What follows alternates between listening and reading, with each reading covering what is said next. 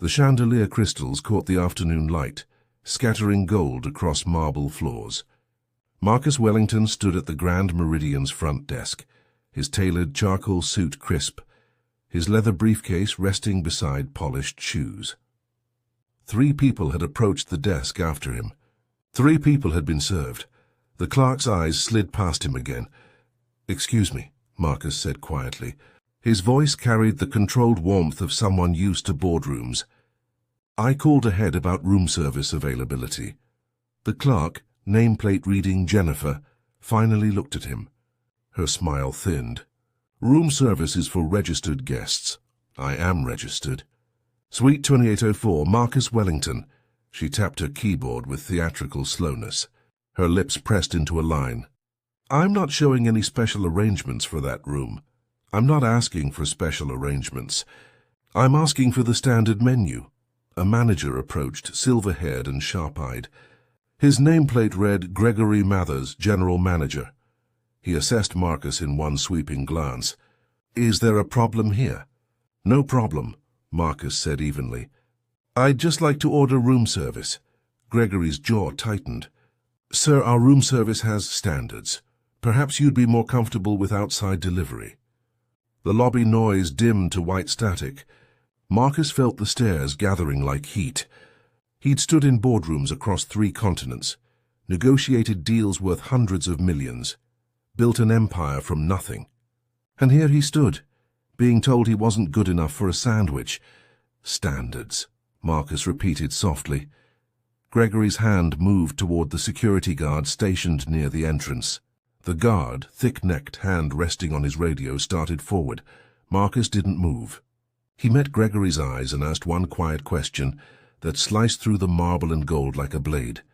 "Do you know who I am?" 6 hours earlier, Marcus had stood in his downtown office on the 42nd floor. Floor-to-ceiling windows framed the city skyline. His assistant, Teresa, handed him a tablet displaying hotel confirmations. "Penthouse suite confirmed. They've set up the conference room for tomorrow's meeting." She paused. "Mr. Wellington, this is it. The Hartman acquisition will make Wellington Global the largest black-owned investment firm in the country." Marcus nodded, studying the numbers on screen. $500 million. 12 years of building his company, one strategic move at a time. He thought of his mother, Sarah, who died before his first major success. She'd worked 3 jobs, cleaned hotel rooms until her hands cracked and bled. "My baby's going to be something," she'd whispered during her final hospital stay. "Promise me you'll remember where you came from." He promised. He remembered. Now he stood at the pinnacle she'd dreamed of, carrying the weight of representation on his shoulders. Every deal, every success, every failure, they all reflected on people who looked like him. The pressure never eased. Marcus straightened his tie, royal blue silk against crisp white. He'd chosen carefully, professional, powerful, impossible to dismiss. He grabbed his briefcase and headed for the door. "The hotel knows you're coming?" Teresa called after him. "They have my reservation," Marcus replied. "That should be enough." The drive to the Grand Meridian took 20 minutes through downtown traffic. The hotel rose 30 stories, glass and steel catching the sunset. Luxury cars lined the circular drive. Doormen in gold-trimmed uniforms opened doors with practiced smiles. Marcus stepped from his town car, breathing deeply. Tomorrow would change everything. Tonight he'd rest, review documents, prepare for the most important meeting of his career. The lobby doors opened. Cool air rushed out, carrying the scent of expensive flowers and leather furniture. Marcus walked in with his head high, briefcase in hand. Every inch the successful businessman he'd fought to become. He approached the front desk with cautious optimism, unaware that his mother's warnings about dignity were about to become devastatingly relevant. Check-in proceeded smoothly. The night clerk processed his reservation efficiently, handed him key cards with a professional smile. Marcus rode the elevator to the 28th floor. The penthouse suite exceeded expectations. Floor-to-ceiling windows, separate conference space, marble bathroom gleaming. He unpacked, organized documents for tomorrow's meeting, returned calls to his legal team. Hours slipped past. By 9 p.m., exhaustion settled into his bones. He'd skipped lunch, survived on coffee and adrenaline. Marcus lifted the phone and dialed room service. Room service. "This is Amanda." The voice was bright, professional. "Yes, I'd like to order dinner. Suite 2804, a pause. Computer keys clicked. "Let me check your room status." More clicking. The pause stretched longer. Amanda's voice returned, colder. "Sir, room service is only available to registered guests with verified payment methods." "I'm registered. Marcus Wellington. The reservation is under Wellington Global Investments." "I see a reservation, but—" She stopped. "Sir, that particular service tier requires additional verification." Marcus frowned. "Service tier? I booked the penthouse suite." "I understand, but we have protocols. I'll need to transfer you to management." The line went silent. Elevator music droned for 3 minutes. Then dial tone. She'd hung up. Marcus stared at the phone. Disbelief flickered through him, followed by familiar anger he'd learned to control. He pulled on his suit jacket and headed for the lobby. The desk clerk, Jennifer, saw him coming. Her expression shifted from neutral to guarded. "I called room service," Marcus said calmly. "I was disconnected. I'd like to place an order."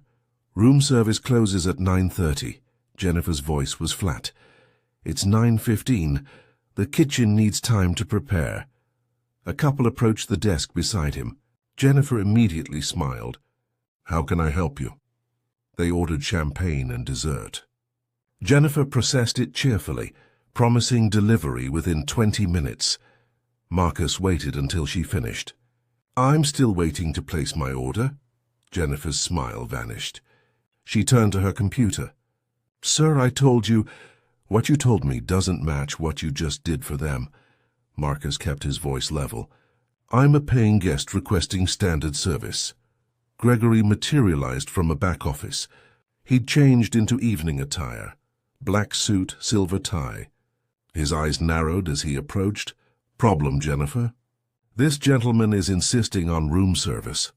"I'm not insisting on anything unusual," Marcus said. "I'm requesting what every other guest receives." Gregory looked him up and down. His lip curled slightly. "Sir, are you actually staying here?" The question landed like a slap. Around them, conversations dimmed. Other guests turned to watch. "Yes, Suite 2804. I checked in 3 hours ago. May I see your keycard?"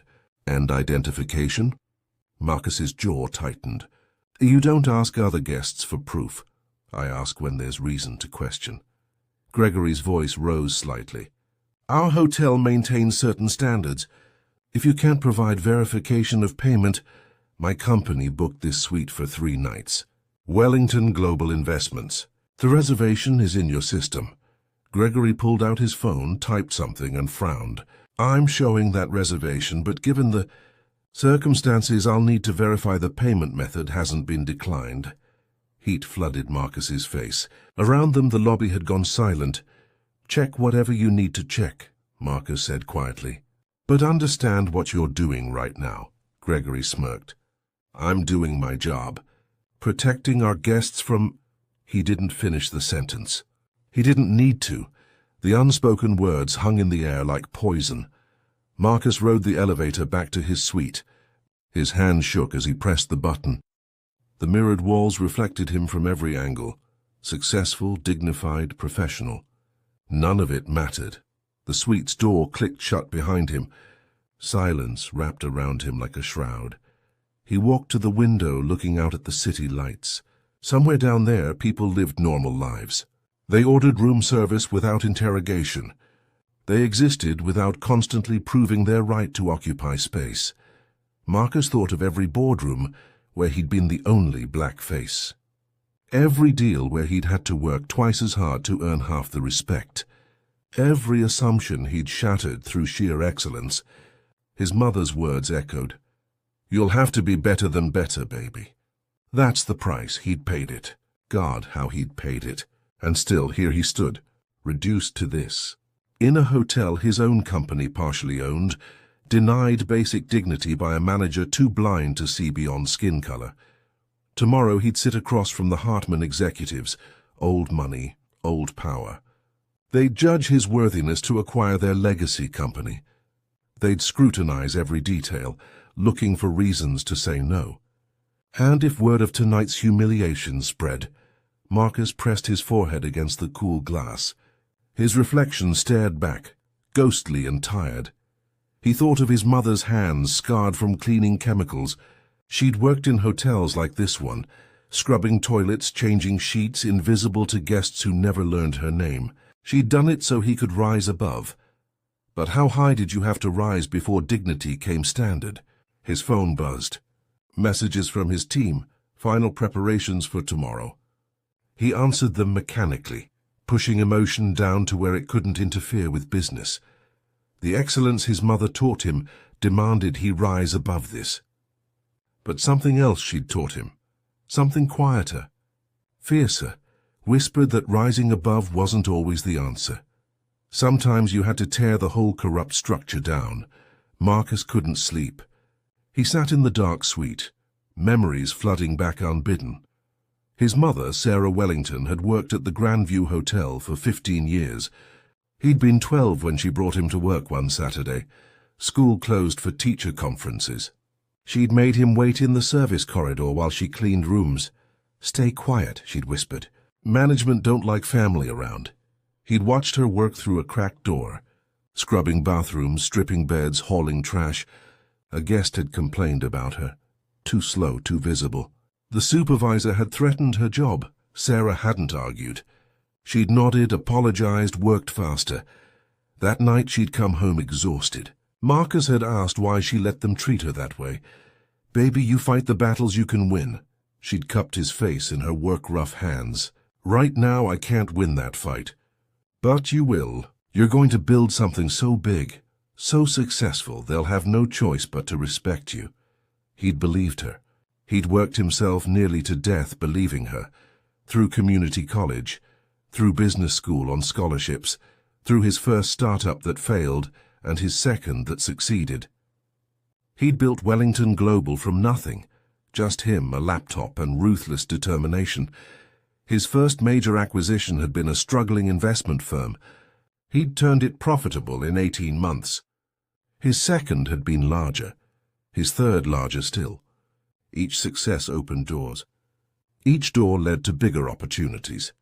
By 38, he controlled a portfolio worth billions. Wellington Global had offices in 6 countries.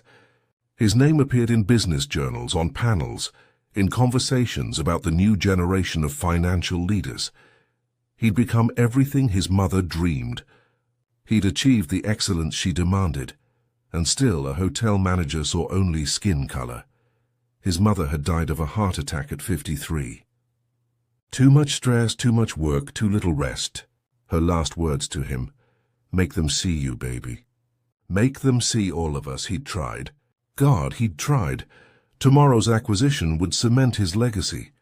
The Hartman Group, established 1892, family-owned, white-owned, was selling. Marcus's bid had outpaced 3 competitors. If successful, Wellington Global would become the largest black-owned investment firm in American history. The symbolism mattered. The representation mattered. Kids who looked like him would see what was possible, but tonight in this hotel none of it mattered at all. Marcus opened his laptop and began reviewing documents. Not acquisition files, hotel ownership records. Something nagged at his memory. Wellington Global's portfolio included hospitality investments. He'd purchased equity stakes in several hotel chains 2 years ago. He pulled up the files, cross-referencing names. His blood ran cold. Meridian Hotels International. Wellington Global owned 40% equity. He sat on the board. This hotel, the Grand Meridian, was part of that chain. He'd been denied service at a hotel his own company owned. Marcus's fingers flew across the keyboard. He pulled quarterly reports, board meeting minutes, operational reviews. The Grand Meridian appeared repeatedly, always with red flags at guests. Complaints about discriminatory treatment, dismissed as misunderstandings, staff. Reports of hostile management, marked resolved, internally.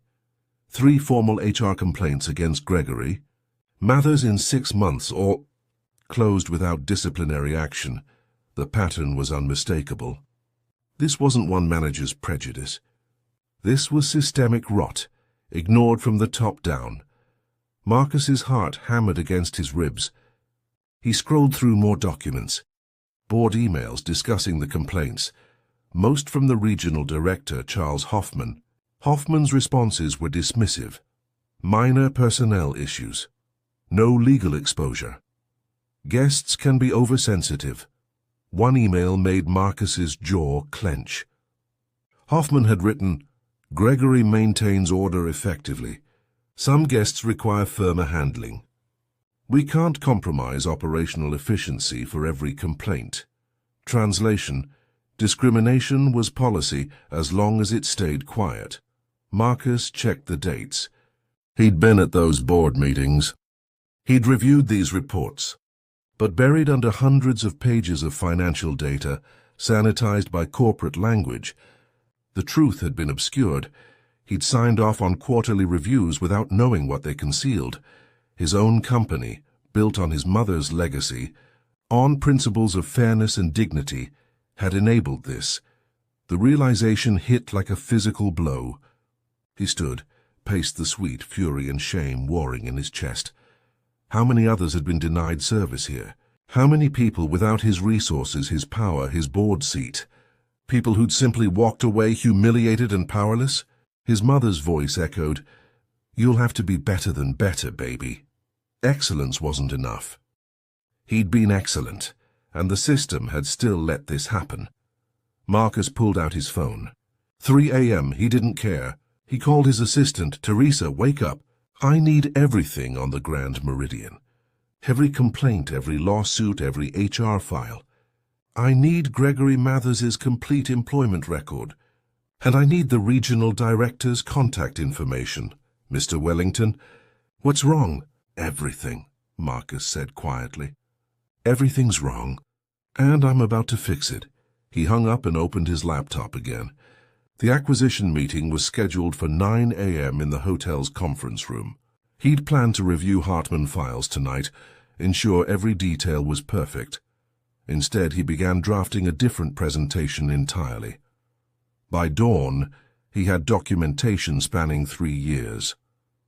Discrimination complaints, witness statements, audio recordings, including last night's phone call to room service, automatically recorded by the hotel's quality assurance system, security footage from the lobby, showing Gregory's treatment of him versus other guests. The evidence was damning, undeniable, legally actionable. Marcus stood at the window as sunrise painted the city gold. He thought of his mother scrubbing floors in hotels like this, accepting humiliation because she had no choice. He had a choice, and he was about to use every ounce of power he'd built to make sure no one else had to endure what they'd endured. Gregory Mathers had asked if he knew who Marcus was. In a few hours, everyone would know. Morning light filtered through the lobby's glass ceiling. Marcus descended the elevator at 7 a.m., dressed in a charcoal suit with an emerald green tie. He walked toward the breakfast area with measured steps. Gregory stood near the entrance, reviewing paperwork with a server. He glanced up as Marcus approached. Recognition flickered across his face, followed by that same thin smile. "Early riser," Gregory said. "Checkout's not until 11. Marcus ignored the implication. "Table for 1, please." The hostess looked to Gregory for approval. He nodded slowly, gesturing toward a table near the kitchen, the worst spot in the restaurant tucked behind a support column. Marcus sat without comment. He ordered coffee and reviewed documents on his tablet. Around him other guests received warm greetings, prime seating, attentive service. Gregory circled back past his table. "Finding everything satisfactory this morning?" "Adequate," Marcus replied evenly. "Good, good." Gregory leaned closer, voice dropping. "You know, we get all types here. Some folks wander in thinking they belong when they'd be more comfortable elsewhere. Budget hotels down the street offer excellent value. Marcus set down his coffee. He met Gregory's eyes directly. Do you make that suggestion to all your guests? Only when it's appropriate. Gregory straightened. Management's job is maintaining standards. Some people understand that. Others need guidance, I see. Marcus pulled out his phone, typed something quickly. And your regional director, Charles Hoffman. Does he share your philosophy about standards? Gregory's smile faltered. You know Charles. I know a lot of people. Marcus's tone remained neutral. I'm curious whether your approach to guest services is personal policy or company-wide culture. It's called professionalism, Gregory snapped. If you have a complaint, there's a process. I'm aware of the process. Marcus took another sip of coffee. I've read all the documentation. Every complaint filed against this hotel in the past 3 years. Fascinating reading. Gregory's face paled slightly. He recovered quickly, forcing a laugh. I don't know what you think you're... Marcus's phone buzzed. He glanced at the screen and stood. Excuse me. My associates are arriving. He walked toward the lobby entrance. Gregory watched him go, unease creeping across his features. But the unease didn't last. By the time Marcus reached the doors, Gregory's confident smirk had returned. Just another guest making empty threats. He'd dealt with complaints before. They always blew over. He had no idea the storm was already here. Marcus stood in the lobby as 3 dark sedans pulled up outside. His legal team emerged first, 2 attorneys carrying briefcases. Then his HR director. Finally the Hartman executives, 3 distinguished men in expensive suits. Thomas Hartman, the patriarch, was 72 with silver hair and sharp eyes. He'd built his family's investment firm over 4 decades. Marcus had spent months courting this acquisition. Thomas entered the lobby and stopped. His expression darkened. Wellington, what the hell just happened at breakfast? Marcus turned. What do you mean? We were seated across from you. I watched that manager insult you. The table placement, the comments about budget hotels. Thomas's voice rose. Is this how Meridian Hotels treats its guests? The other Hartman executives nodded, faces tight with disapproval. Marcus felt the moment crystallize. The acquisition partners, old money, old power, had witnessed everything. They were offended, not just by the discrimination, but by the unprofessionalism, the crudeness, the embarrassment of being associated with this hotel. Gregory appeared from the breakfast area, drawn by raised voices. He saw the executives clustered around Marcus and approached with false cheer. Gentlemen, welcome to the Grand Meridian. If there's anything, there's plenty, Thomas interrupted coldly. But I'll be addressing it with your corporate office. Gregory's smile cracked. I'm sure any misunderstanding can be... Marcus's phone rang. His assistant's name flashed on screen. He answered, listening intently. His expression remained neutral, but his eyes hardened. Understood. Send them in. He hung up and turned to Thomas. Our meeting this morning, I need to change the location. Where to? Here. Marcus gestured to the lobby. Right here. I want everyone to see this. Thomas frowned. See what? The truth about the company you are planning to merge with. Marcus looked at Gregory. And the cost of prejudice. Gregory laughed nervously. Mr. Wellington, I don't know what you're implying, but... The elevator dinged. More people emerged. Teresa with a rolling case of documents. 3 board members Marcus had summoned overnight. And Charles Hoffman, the regional director, looking confused and irritated. Marcus, what's this emergency about? Hoffman demanded. You said it was urgent. It is. Marcus's voice cut through the lobby noise like a blade. We need to talk about how your hotels operate. Specifically how this one operates. Guests began gathering, sensing drama. The Hartman executive stood to one side, watching intently. Gregory's confidence wavered. Perhaps we should discuss this privately, Hoffman said quickly. No, Marcus replied. I think transparency is overdue. He opened his briefcase and pulled out a folder. "Mr. Hoffman, do you know who I am?" Hoffman blinked. "Of course. Marcus Wellington. Wellington Global Investments. You sit on our board, that's right." Marcus looked at Gregory. "Did you hear that, Gregory? I sit on the board of Meridian Hotels International, the company that owns this hotel, the company that employs you." Gregory's face went white. Marcus continued, his voice calm and devastating. "Last night I was denied room service. This morning I was insulted and humiliated, all because your manager decided I didn't belong here." The lobby went absolutely silent. Now everyone's going to see exactly what that prejudice costs. 30 minutes earlier, before the confrontation, Marcus had stood alone in his suite one final time. The documents were prepared. The evidence was compiled.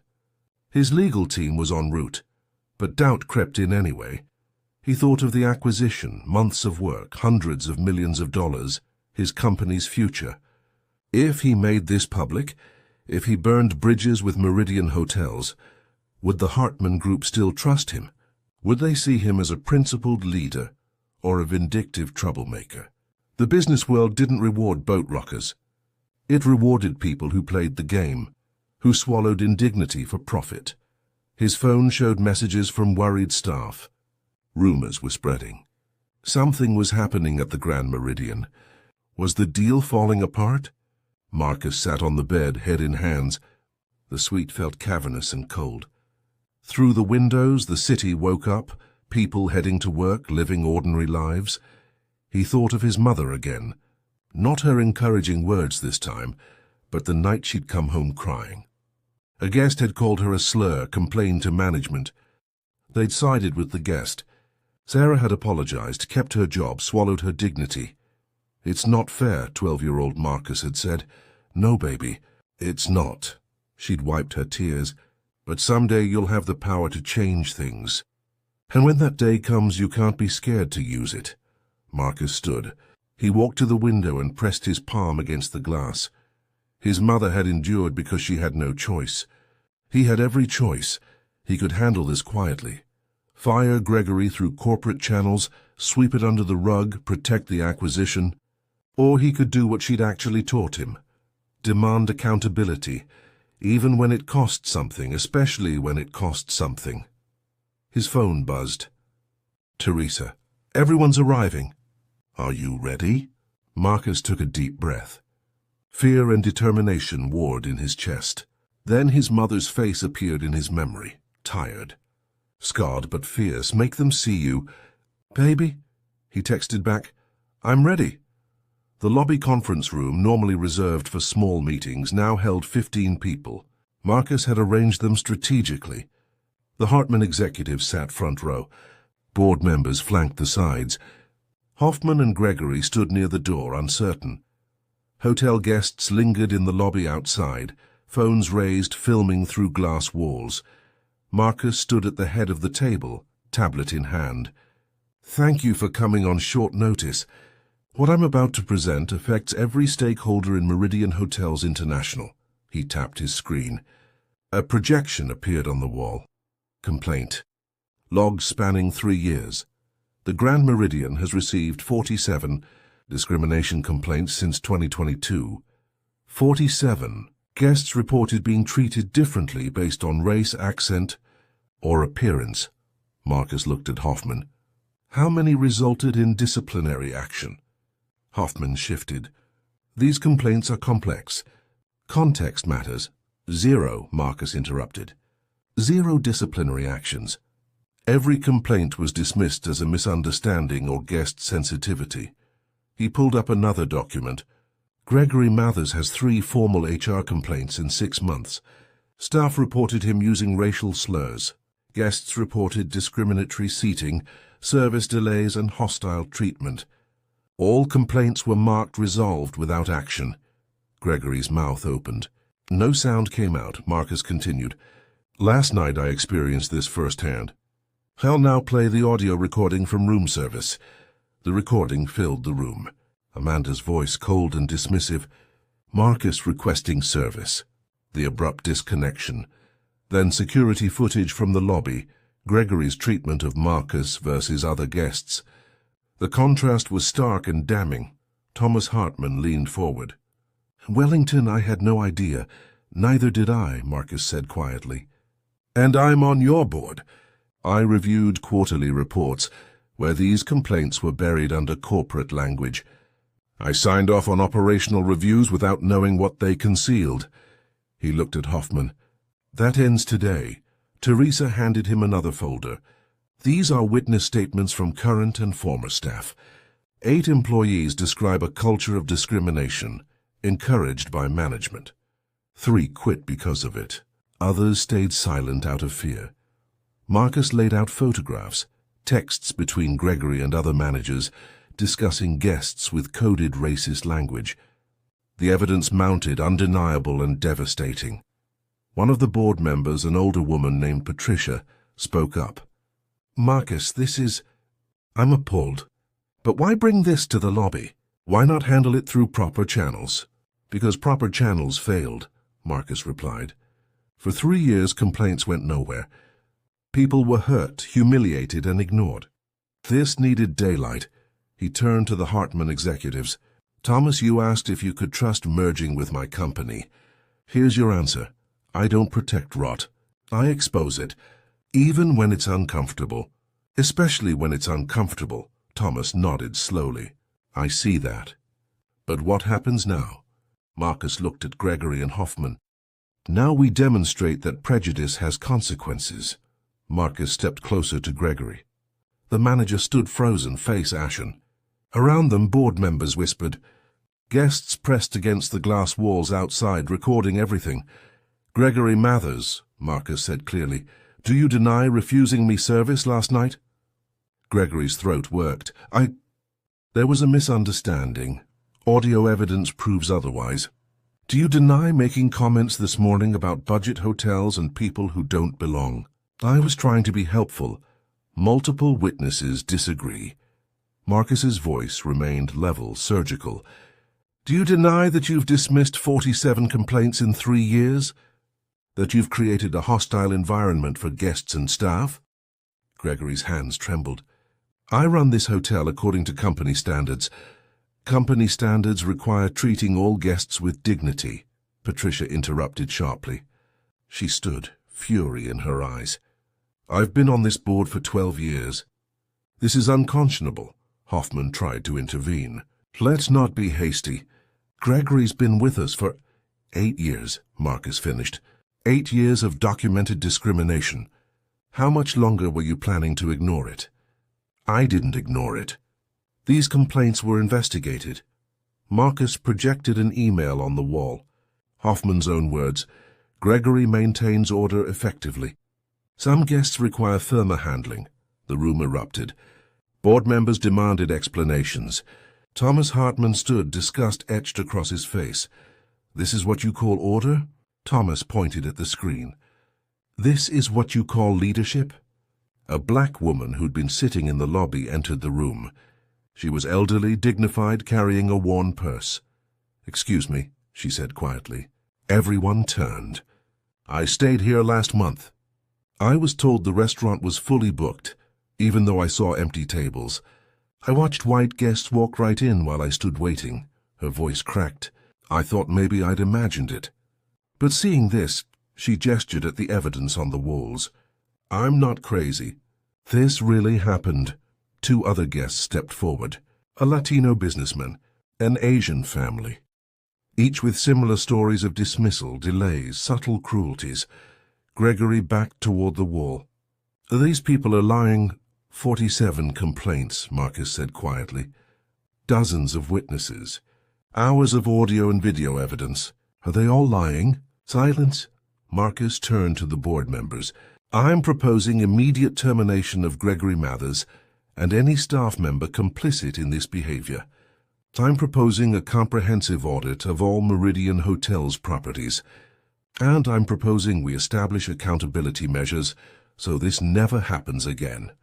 Patricia nodded firmly. "I second that proposal." The other board members agreed quickly. Hoffman tried to protest, but his voice was drowned out. Marcus looked at Gregory. You asked if I knew who you were. Now you know who I am. And more importantly, you know what happens when you mistake power for permission to dehumanize people. He turned to Teresa. Process the terminations. All staff involved. Effective immediately. Gregory's face crumpled. You can't do this. I just did. Marcus's voice was ice. Prejudice has no place in any business I touch. You made me feel unwelcome in a hotel my company owns. Now you'll understand what being unwelcome truly means. The room broke into chaos. Board members calling lawyers, staff members escorting Gregory out, guests outside applauding. Thomas Hartman approached Marcus. He extended his hand. Wellington, I came here to discuss a business merger. What I witnessed instead was integrity, real leadership. The kind that costs something. Marcus shook his hand. Does this change your decision? Thomas smiled. It reinforces it. The deal's still on. But now I know exactly what kind of partner I'm getting. 3 months later, Marcus returned to the Grand Meridian. The lobby looked the same. Marble floors, crystal chandeliers, expensive flowers. But everything had changed. A young black woman stood behind the front desk. She smiled warmly as he approached. Welcome to the Grand Meridian, Mr. Wellington. Your usual suite is ready. Thank you. Marcus glanced around. The staff was noticeably diverse now. Different faces, different backgrounds, all treated with visible respect. The new general manager, David Chen, approached. Mr. Wellington, it's good to see you again. How was the flight? Smooth. How's the transition been? David's expression turned serious. Challenging but necessary. We've retrained the entire staff on dignity protocols, implemented anonymous complaint systems. Guest satisfaction scores are up 30%, and staff retention also improved. People want to work where they're respected. David paused. Some of the old staff are still adjusting. Change is difficult. Change is essential, Marcus corrected gently. He rode the elevator to his suite. Through the windows, the city sprawled golden in late afternoon light. His phone showed messages from his team. The Hartman acquisition had been finalized last week. Wellington Global was now the largest black-owned investment firm in American history. The news had made headlines, but so had the Grand Meridian story. Media coverage had been intense, some praising Marcus's stand, others criticizing the public nature of the terminations. Marcus didn't regret it. Quiet handling would have changed nothing. Daylight had forced real transformation. He'd established the Sarah Wellington Foundation the month after the confrontation. It funded hospitality training programs for marginalized communities, created scholarships, and provided legal support for discrimination victims. His mother's name would now represent opportunity instead of exploitation. A knock at the door pulled him from reflection. Room service arrived, a young man with warm eyes and professional courtesy. Your dinner, sir. Is there anything else you need? Marcus smiled. No, thank you. This is perfect. After the server left, Marcus stood at the window eating his meal. It was simple food, a sandwich and soup, but it tasted like victory. Not because he'd wielded power vindictively, but because he'd used it to demand the dignity his mother never received. The city lights flickered on below. Somewhere out there, other people faced discrimination daily. He couldn't fix everything, but he'd proven that silence enabled harm, while accountability created change. His phone buzzed. A message from one of the guests who testified at the confrontation. Thank you for believing us. For the first time, I feel like I mattered. Marcus typed back, you always mattered. Now the system finally reflects that. Marcus stood at the window as darkness settled over the city. His reflection stared back, older now, carrying weight beyond business success. He thought of his mother's scarred hands and tired eyes. She'd endured humiliation because survival required it. She'd swallowed dignity so he could rise. But rising above oppression wasn't enough. Not when the system kept grinding down everyone who couldn't rise. Excellence without accountability just meant the excellent few escaped while millions suffered. His mother's final words had been, "Make them see you." He'd misunderstood for years. She hadn't meant see him specifically. She'd meant see all of them.